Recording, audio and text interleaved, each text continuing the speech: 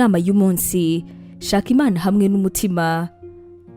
Mu Bafilipi igice cya 3:12 haragira hati, si uko maze guhabwa cyangwa ngo mbimaze gutunganywa rwose, ahubwo ndakurikira kugira ngo ahari mfate icyo Kristo yamfatiye. Umuntu aramutse agukurikiranye hamwe na video yerekana wenda uko kwezi kwawe kwagenze, hari ibimenyetso bihagije byerekana yuko wifuza Imana. Mu by'ukuri ntushobora gukurikirana Imana umunsi umwe gusa, ahubwo ugomba kuyikurikirana buri munsi. Gukurikira Imana ni nko gutwara igare, buri uko usunika ni nako utera imbere, gusa ariko iyo uhagaritse kugenda ndetse no gutera imbere biranga.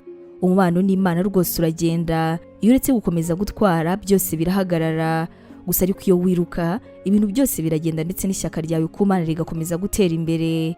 Imana yaguhaye undi munsi n'izindi mbabazi, Imana yaguhaye ubundi buzima. Tangira none ahangaha werekana impinduka, ushaka Imana mu buzima bwawe. Tera imbere uyu munsi kandi ushishikarire kureba Imana. Imana iguha umugisha. Ubu butumwa mwabuteguriwe kandi mwabugezwagaho na Nibintije Evangelical Ministries International, ariyo magambo ahinnye izwi nka NEMI.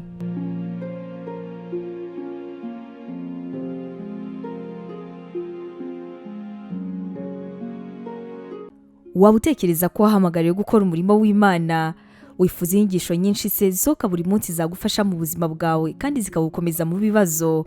Wumva wifuza kwiga teolojiya, ukamenya ijambo ry'Imana, intwaro yagufasha mu buzima? Duhereye kuri kino kibazo cya nyuma, niba igisubizo cyawe ari yego, ngufitiye inkuru nziza cyane. Tugufitiye ishuri ryiza rya teolojiya kandi wigira ku buntu. Mu ishuri ryacu harimo porogaramu zitandukanye zirimo nka Pastoral Studies. Ubu ngubu akaba ari uburyo wakwiga kuba umuvugabutumwa mwiza cyane. Tugufitiye kandi Biblical Studies, iguha amasomo atandukanye ajyanye na Bibiliya.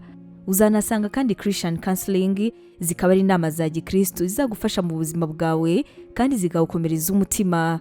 Gusobanukirwa neza ibi, wasura urubuga rwacu ari rwo wa#NEMIBibleInstitute.com, cyangwa se nanone ukaba watwandikira kuri WhatsApp ari ikimenyetso cyo guteranya 141 232 650 Wanatwandikira kandi kuri nemevangelism@yahoo.com. Tuzishimira gusangira nawe ijambo ry'Imana.